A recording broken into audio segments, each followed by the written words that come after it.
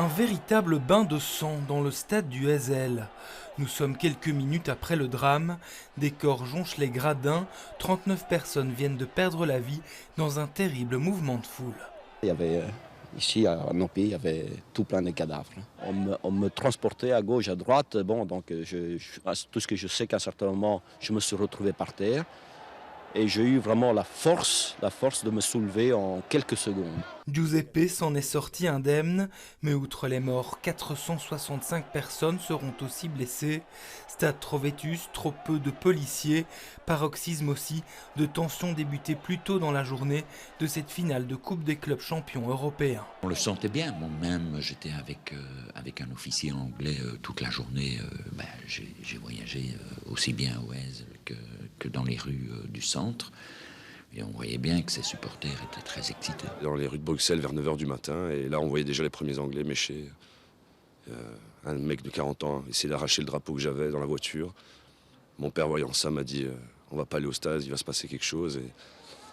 Et sans le faire exprès, il nous a peut-être sauvé la vie. Car le soir du drame, tout se joue dans les tribunes et cet espace, le bloc Z, prévu pour des Belges neutres, il est finalement occupé aussi par des Italiens.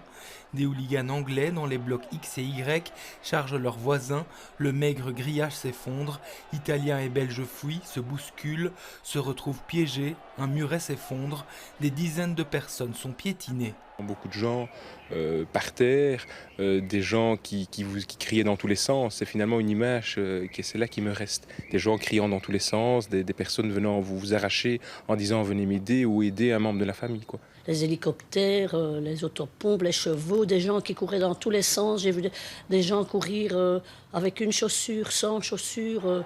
Même si dans le stade, tout le monde ne se rend pas encore compte du drame qui vient de se produire. Nous, de l'autre côté du stade, on voyait la bousculade, mais on ne nous avait pas dit qu'il y avait des morts, rien du tout. Mais ça, on ne jamais oublié ça.